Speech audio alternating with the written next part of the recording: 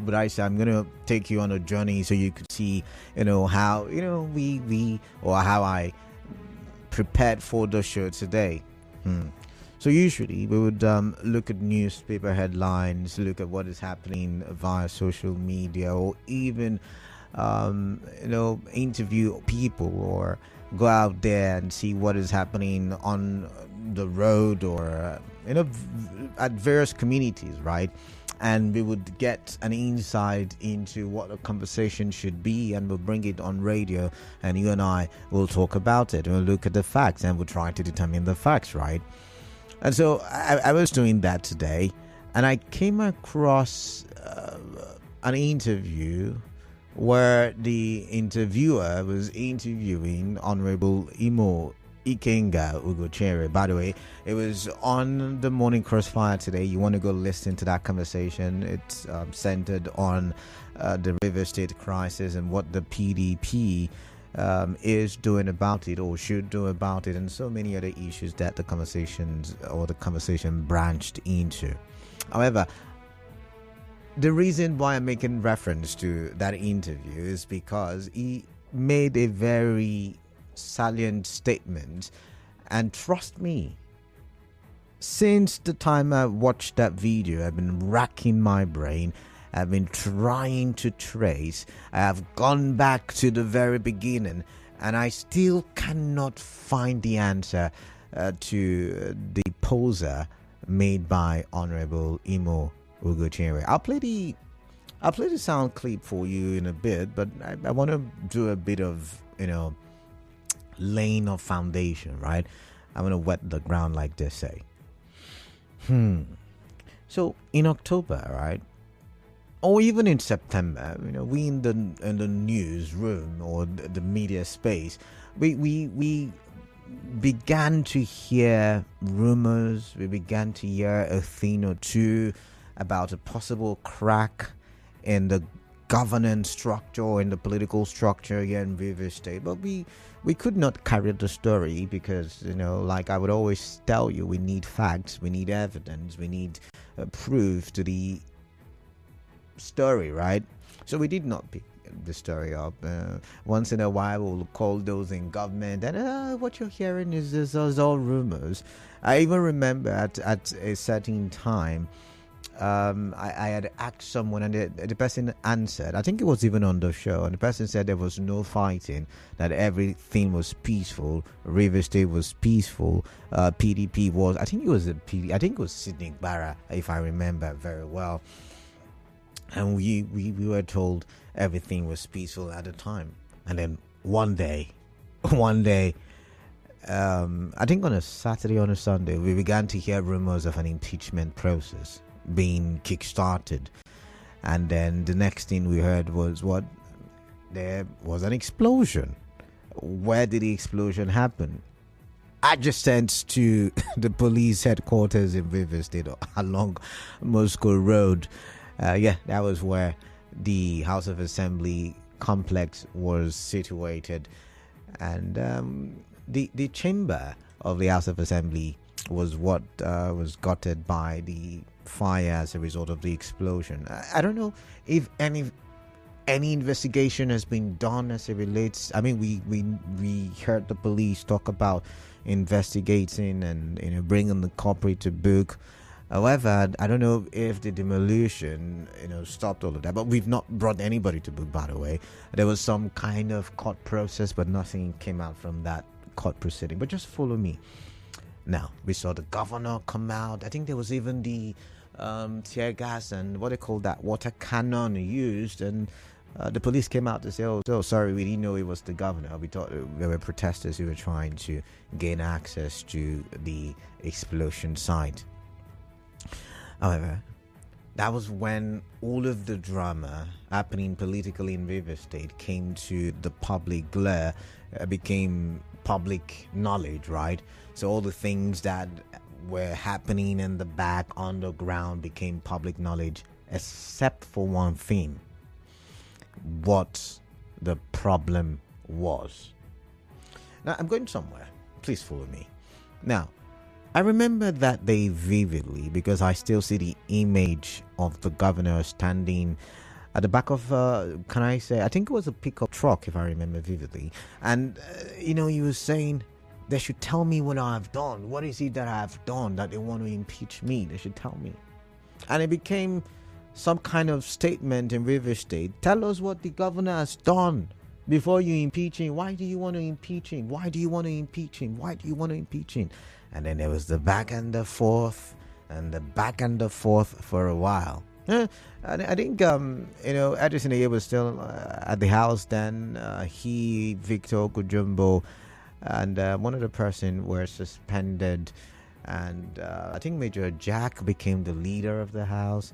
And then, December, there was the back and forth. And then we saw even the lawmakers. If you ask them, because none of them have been able to come and tell us, I think they inherited a fight that they may not have known the cause of the fight. At that time, the governor was still saying, "Oh, there is peace, me and my oga," right? And when the SCT minister was asked, he said there's no problem. At some point, he said it's all about political structure.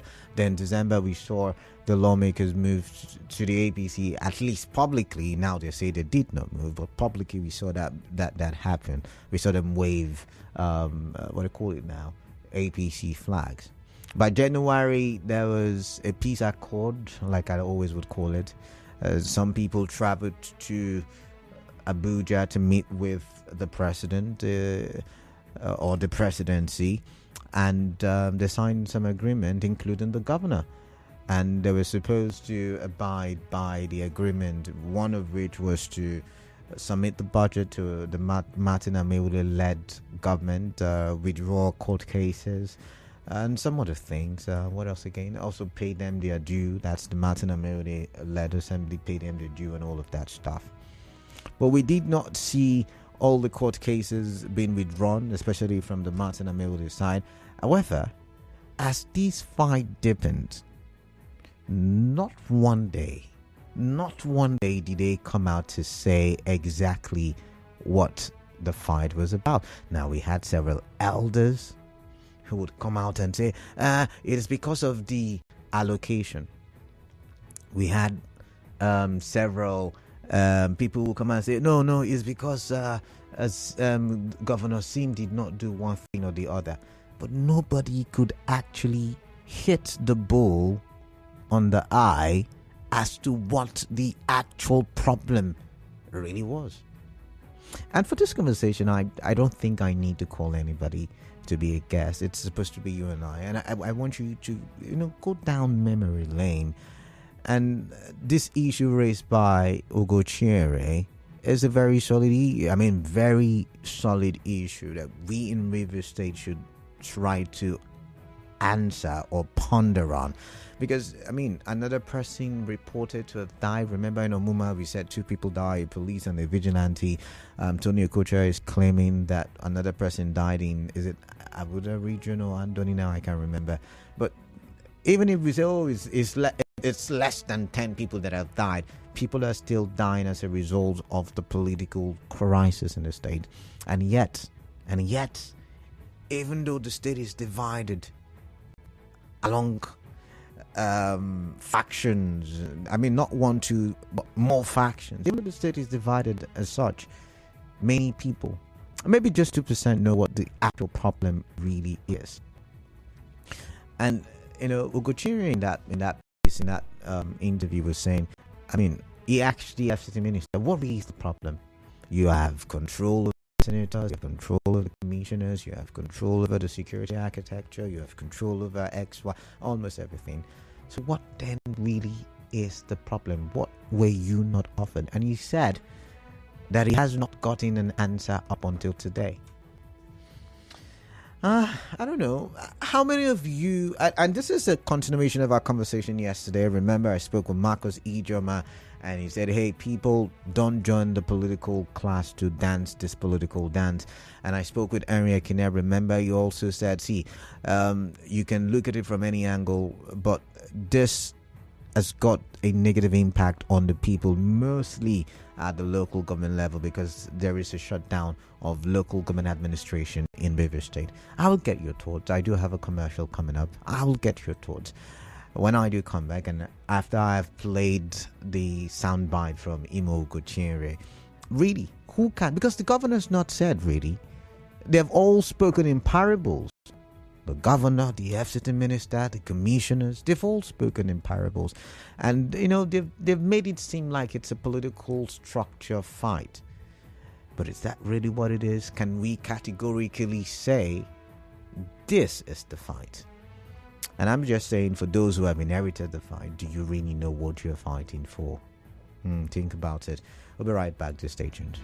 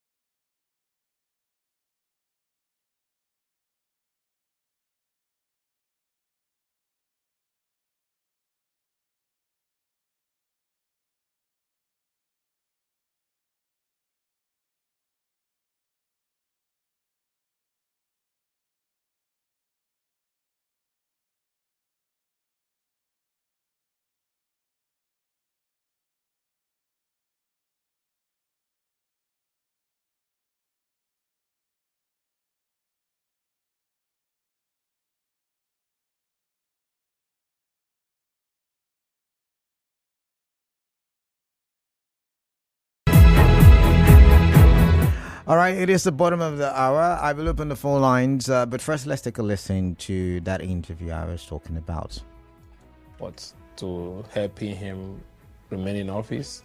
I provided great support in helping him have leadership stability. I helped him so greatly with my contact for him to be where he is. And there is no personal problem between me and him. It is all about the principle. He has started deviating from those principles that brought us together, which over the years he made all of us believe that he was fighting for democracy, rule of law, and sacred principle of governance. But all I can see is a man who is desperate for political power and the privileges that goes with it. And you do not expect me to follow them, to be jumping around, looking for one leg in PDP and one leg in APC. There are certain things that Nigerians know me I cannot be involved in. I'm a committed party man and I'm a committed Democrat. And I've asked one question, and I've always asked him, I said, you have a government today. You produce, according to what he said, he bought nomination form for everybody 100%. Then you nominated the House of Assembly candidate, you nominated the entire local government chairman, you nominated even the governor and the deputy governor, you nominated the commissioners, which you saw when they were resigning based on his alleged instructions, and when they went back again and all that. The commissioners never hid the fact that they're loyal to only him and no other person, and to them there's no governor. So you put all the commissioner of finance, accountant general, works, the major things that makes government work. You produce the leadership of the state assembly, the leadership of the local government are gone. You, before you left, which you saw on TV, you awarded multi-billion naira projects, or most of the major projects were awarded to Julius Berger and other companies. Now, this governor, it produced the House of Rep people and the senators. I don't think there's anybody that have had that kind of massive record. So if that is the case, in that case, you own the government 100%. I've asked one question which he has not answered. If you have 100% control of the government, of everything that has to go with the government, the privileges, everything, your security men, all of them, they were all returned, then what is it that Fubara did not give you that led to this war, that led to an impeachment being served on him on that day, that led to him being fired at and the hot water tank sprayed on him by the police? I wonder. All right, so that's the poser. That's the question. That's why we're having the show today. Or that's why we're talking about what we're talking about on the show today. What is that? Who knows exactly? Because, like he said, he's not gotten an answer yet. And by the way, I think it was at Government House the other day. He also, if the governor had told him, he probably would have said, "Oh, this is what the governor said." But he said he had posed this question across to the yesterday minister. He hasn't given me an answer yet, and I also want to believe that question may have also been asked the governor. And I wonder why, because I don't know. Looking back, we also do not know exactly. There are postulations and conspiracy theories, or the former governor Meiji betrayed XYZ, and that's why the XYZ. Nobody actually knows exactly. Maybe some people know now, but at the time, a lot of people did not know why there was a falling out between Yesomwike and Rotimi Amechi, and a lot of people took the fight on. And it's looking like a cycle in Rivers State. So I want us to go to the root of the matter. And for those of you who have been following the political situation in Rivers State right from sometime in September, when the rumors began to fly up until October, ending of October, when we saw rumors turning into actions, political actions. I want to pick your brain this afternoon. What really is the problem? We're live on Facebook, we're live on YouTube, Nigerian 58, we're active on X, Nigerian 58, and you can follow me on social media as well. My social media platforms have one handle, DKalada, THEKALADA. All right, I'm going to the phone lines now. 0817-923-0002, 0817-923-0003, 0817-923-0007. Once again, 0817-923-0002, 08179230003, 08179230007. WhatsApp number 0809030616. Okay, yeah. So time for us to have the conversation. I've got Obina, and Obina is calling me from, I believe, Urebe. So I'm going to start with Obina, or from Audley Road. Obina, welcome. What is on your mind? I'd like to hear. Oh, Canada. Good afternoon. Good evening. All of the above. Welcome. Yeah. For what Ugochine said, my brother, I'm just feeling cold now. Only one man can produce all these things in Nigeria. But that's not the focus. Obina, that's not the focus. Obina, my focus now is, do you have an idea as to why, River State is having a political unrest, so to say? That is the problem. This what I do. That is the major problem. What the governor was saying. What did I do? That is the problem. So only one man appoint all this. Even judiciary say, only hijack the judiciary. I don't know where we are going in this country again. All right then. All right. Obina, thank you very much. Thank you. I've got Ezekiel from Ubumini. Ezekiel, welcome. Good afternoon, Canada. Ezekiel, welcome. What is on your mind? I like to hear. Canada, if I should follow your question, I think this mentality is in our character. I think during 1999 era, the late Mashahare and the former governor also had this issue. And we are talking about power, political power. Who is to be who? Who is to be controlling what and what and what? Based on what Ugochine was saying, or is saying, that question remains rhetorical. Till tomorrow, nobody knew or know what was the main problem. All what we are having now is to be suffering from their political crisis, psychologically, economically, and mentally. So I think this is the River State political mentality and their character. Because any leader who maybe by commission or omission that kicks somebody into a position, that person will like to be the overall controller of that such leader. It is uncalled for and unfortunate. All right, Ezekiel. Thank you very much. Ezekiel, all right, I've got Andy from Lukboko. Andy, welcome. What is on your mind? I'd like to hear from you. Yeah, Canada, good evening once more. Greetings to you, Andy. Yeah, Canada, I think even if the former governor has not come up to tell us the reason why, and also the governor has not come up to say what the problem is. But I think our people say, when you see a handwriting on the wall, even if you don't read it, even if it's red, you know where to say and what to say. Canada, in a state where you begin to have one particular section of people being appointed for over 8 years. I don't know if you're getting what I'm saying. I'm listening to you. Okay. A particular section of people wants to be commissioner and they want to die as commissioners. A section of people that wants to be local government chairman and they want to die inside local government. So also people also too that are somehow within the walls in the PDP aspect, they don't want to leave office. Canada, the one thing about this world is, or life is, what God did is, you may be fighting for a particular thing, but you don't know what God has in mind on that particular aspect. The reason for this whole thing in River State is power tussle. No. Are you not assuming? And I give you an instance. For instance, in some of the Niger Delta states, we have similar situations where, same people are still in power even after being in power in previous governments, right? We've seen commissioners being reappointed by new governors, in some of the Niger Delta states. We've also seen that happen in some of the other states. I can't remember. I think in Kano, is it in Katsina? Even in Kogi, we've seen that happen.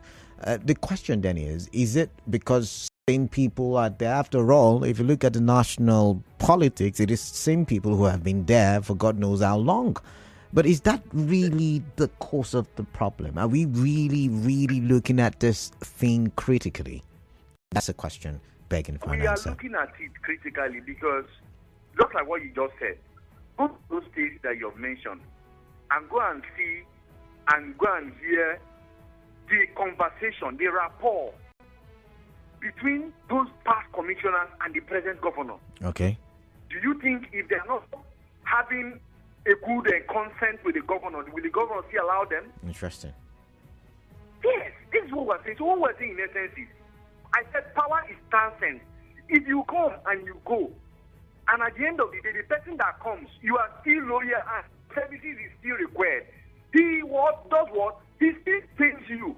For in a situation whereby the past governor has gone out and the commissioners that are present are paying loyalty to the past governor and leaving the governor, who is the governor now?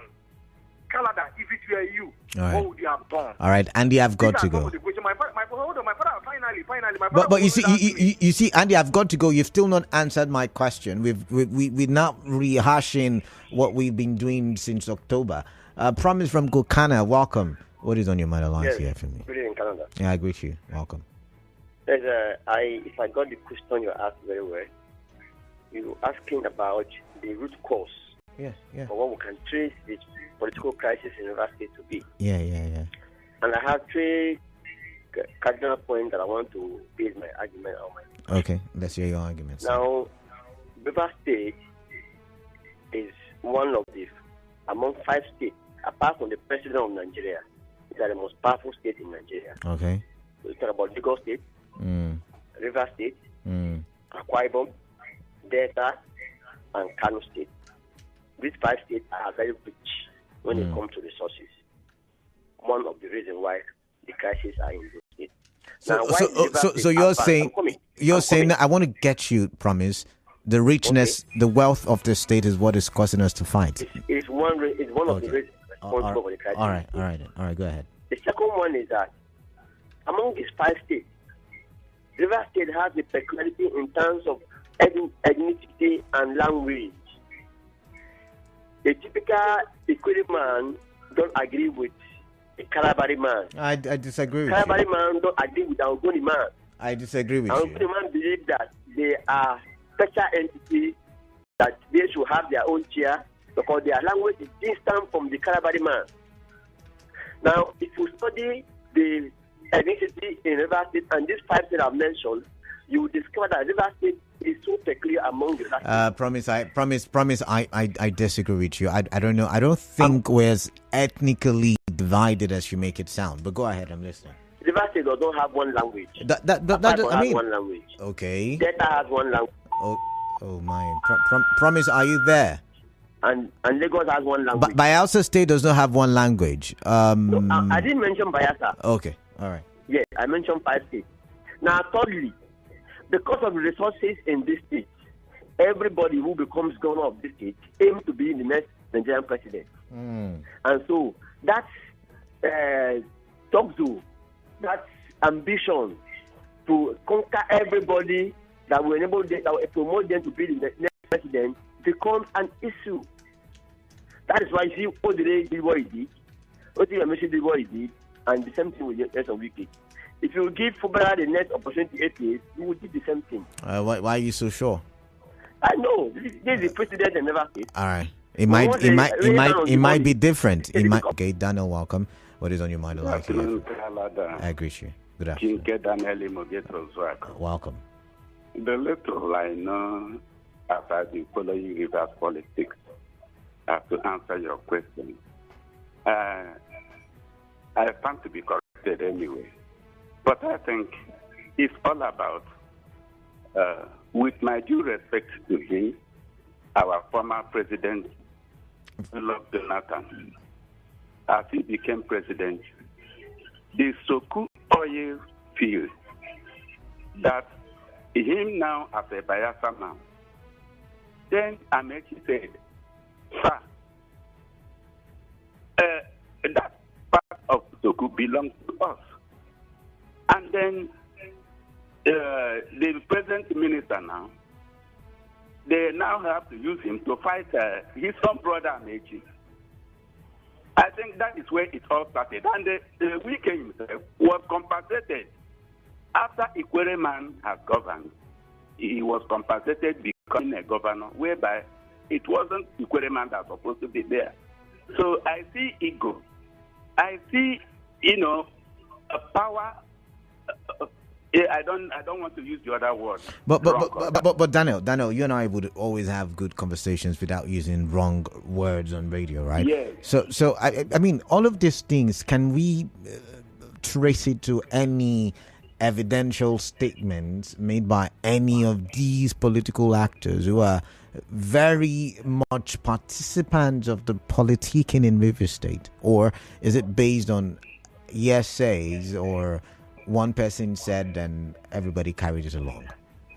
And before I finish my lesson, we get celebrated when they say that Sukuk very well. So to River State, I think I may be correct there. Yeah, I think he did.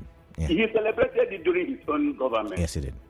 So I see a kind of holding on to power whenever, let me stop here, please. All right, I am an Abian. All right, Daniel has removed himself from the picture. But hey, are you seeing how? And I think, you see, the reason for my conversation, or the reason for me making this conversation is playing out. We cannot categorically say, I mean, this is hard facts. We cannot be factual as to what the reason is, but we have been parties indirectly to the crisis, the political crisis in River State, and we have been one of the reasons it has lingered on for this long. I've got Clement from Anthony. Clement, welcome. What is on your mind? I'd like to hear from you. Good evening. I greet you. Yeah. If I must come in, I will say this political relevancy. Now, the problem that is happening in River State today is all about who you are in politics. So when we begin to talk about the importance of politics concerning a person, you are going to talk about how structured is that person. And when you are talking about structure, you are beginning to talk about the foot soldier at the local level. So if you want to be a political relevance, you have to have these things at all the local government. And I think that is the problem we are having between the FCT minister and the governor of River State. Because I believe the FCT minister still wants to be relevant politically. And that is why we are seeing this problem. Now, if we go back to history, you will find out that this has been recurrent. And what would we say as that? Our father, David Ibiome, said the spiritual problem and needs to be attacked spiritually. I seem to believe him, but not all. Hello? I'm listening to you. I'm waiting for you to wrap up, please. Yeah. If you look at from the time of Odili, or our father, Rufus Ada George, you will still find something like this that plays out. Because all of them want to be relevant. All right. And FCT minister don't want to come back and remain the way others remain. He wants to sell in his political career. So all I see is just political relevance. All right. All right then. All right. Thank you very much. Thank you. But even on this radio program and on other radio programs, we've had people call and say, oh, it is because of the FCT minister. Oh, it is because of the governor. The governor is not respecting the president. The governor is not respecting the FCT minister. But really, nobody can actually pinpoint and say categorically, okay, at what point did the governor not respect the FCT minister? At what point did the FCT minister do something negative to the governor? Nobody can actually, I wouldn't say nobody, but when I make that statement, I'm looking about the callers who would call in to defend either party A or party B.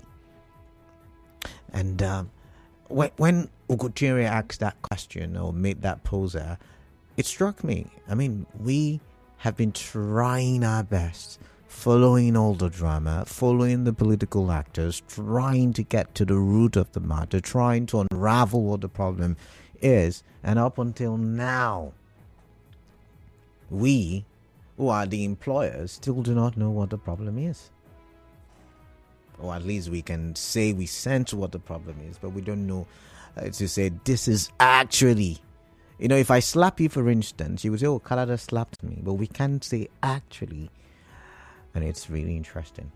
And protest here, protest there. Or someone trying to throw dynamite already for what he probably does not even know what the cause is. Interesting. But let's look at this one.